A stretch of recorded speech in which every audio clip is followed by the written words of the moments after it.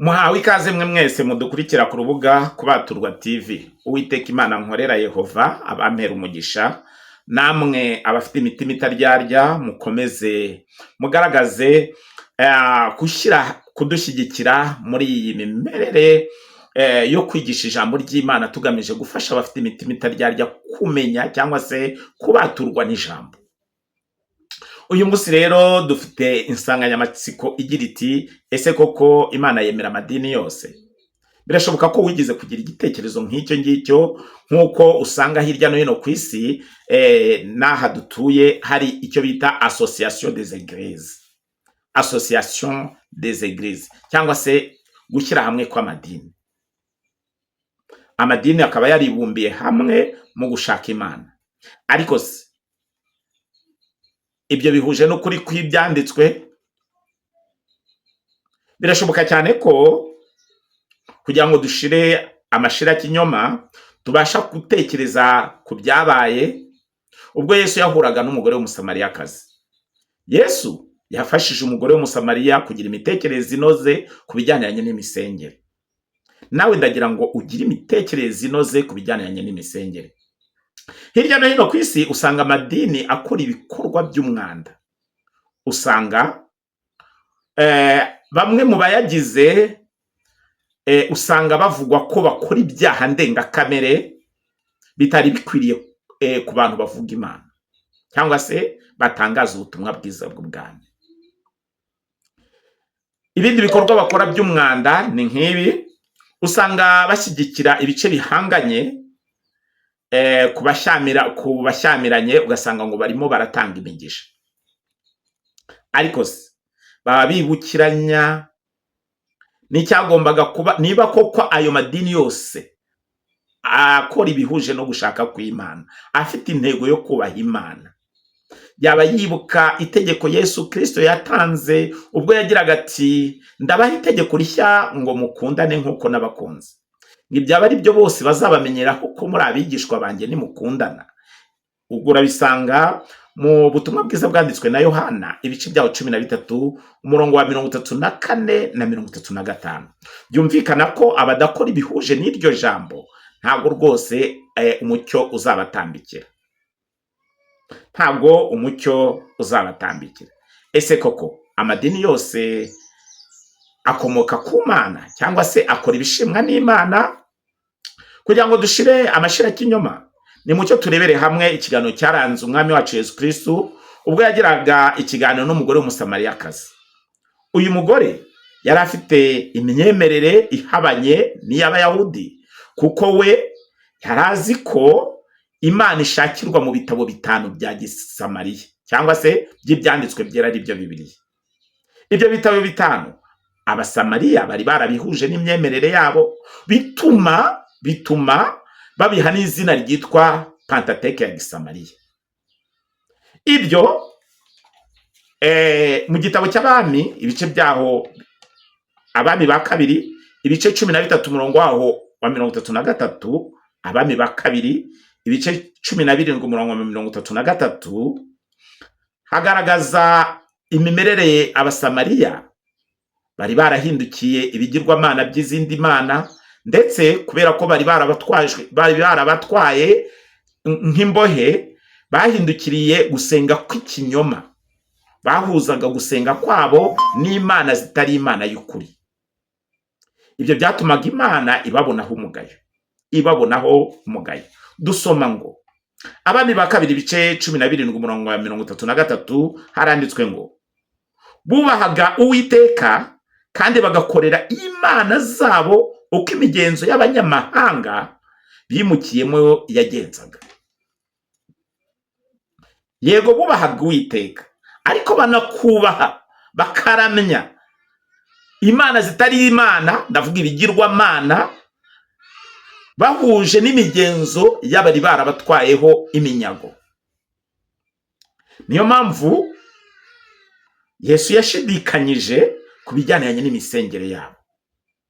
Nimucyo twumve icyo uyu mugore yatangiye amubaza. Muri Yohana ibice 4 umurongo wa 20 dusoma ngo basogokuruza bacu basengeraga kuri uyu musozi, namwe mukagira ngo Yerusalemu niho hakwiriye gusengerwa. Igisubizo Yesu yatanze gihuye n'intekerezo cyangwa se gihabanye n'intekerezo z'abanyamadini batanga iyo bayemeza ko amadini yose azavamwo umugeni. Yesu yavuze ko hari impamvu umugore yagombaga kumwizera. Muri Yohana 4:21 Yesu yagize ati, mugore nyizera igihe kizaza ubwo bazaba batagisengera data kuri uyu musozi cyangwa i Yerusalemu. Ni mucyo turebere niyihe mpamvu yateye Yesu gushidikanya ku misengere y'Abasamariya. Impamvu ya mbere twaje kuyireba iri mu Bami 2:17. Nuko bubahaga Uwiteka igihe kimwe, ikindi gihe bakaramya imana z'ibigirwamana. Mu Bami ba 2:17. Ibyo byatumye Yesu agaragaza neza ko imisengere yabo Uwiteka yayibonaga ko ari imisengere idakwitse. Nyuma yaho Yesu we yaje kugaragaza ko i Samariya cyangwa se i Yerusalemu hombi hari igihe cyagombaga kugera ibijyananye n'imisengere yabo ko yari yarashidikanyijweho, kuko n'Abayahudi ubwabo hari ibyo bari barakoze Uwiteka yabagiraga ate yabanengagaho. Yesu yaje kuvuga ngo ubwo yabwiraga uyu mugore ngo dore mwebweho musenga ibyo mutazi, ariko twebwe dusenga ibyo tuzi, kuko agakiza kava mu Bayuda. Abayuda bari barabikijwe ijambo ry'Imana uko ryakabaye, cyangwa se ibyanditswe byera byose uko byakabaye.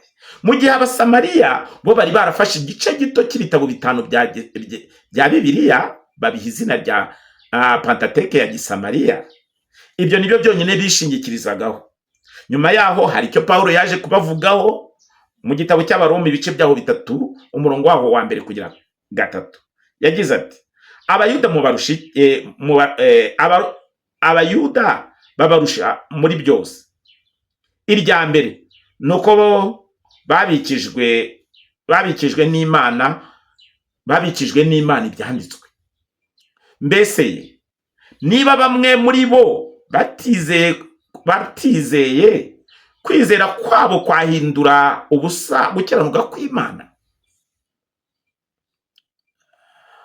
Nyuma yaho Yesu yagaragaje ko haba ari Abayahudi cyangwa Abasamariya hari ubwo basabwaga gukosora, cyangwa se hari ibyo bagombaga gukosora kugira ngo bemerwe n'Imana. Tubisanga muri Yohana ibice byaho 4 umurongo wa 23 n'uwa 24. Yesu yagize ati, ariko igihe kiraje ndetse kirasohoye ubwo abasenga by'ukuri basengera data mu mwuka, kuko data ashaka ko bene abari bo bamusenga. Imana ni umwuka, n'abayisenga bakwiriye kuyisengera mu mwuka no mu kuri. Umuntu wese rero ukeneye gusenga yakagombye kumenya itandukaniro ryo gusengera data mu mwuka no mu kuri. Gusenga data mu mwuka no mu kuri. Birashoboka ko waba ufite ubushake cyangwa se ufite intego yo gusenga Imana mu buryo yemera. Kwiga ijambo ry'Imana ari ryo Bibiliya yose uko yakabaye, ndetse ugashyira mu bikorwa ibyo wigize, ibyo bizagufungurira irembo ryatuma usenga bihuje no gushaka kw'Imana. Nanone gusenga udafite ikindi kintu habangikanyije Imana, yaba icyo mu ijuru cyangwa icyo mu isi, ibyo bizagufungurira irembo ryo gusenga Imana mu buryo yemera. Binyuranye nuko twasoza tuvuga tuti, ese ni bande basenga Imana mu buryo yemera? Ese niba abanyamadini biharaza batubwira ko basenga Imana, nyamara imikorere yabo ibyo bavuga bikaba bitandukanye n'imikorere yabo? Naho byari bitandukaniye n'amagambo aboneka muri Matayo ibice byaho 23 umurongo waho wa 1 kugera 4. ngo abanditsi n'abafarisayo bicaye ku ntebe ya Mose. Nuko rero ibyo bababwira mubikore mubiziririze, ariko imigenzo yabo bumwe kuyiziririza.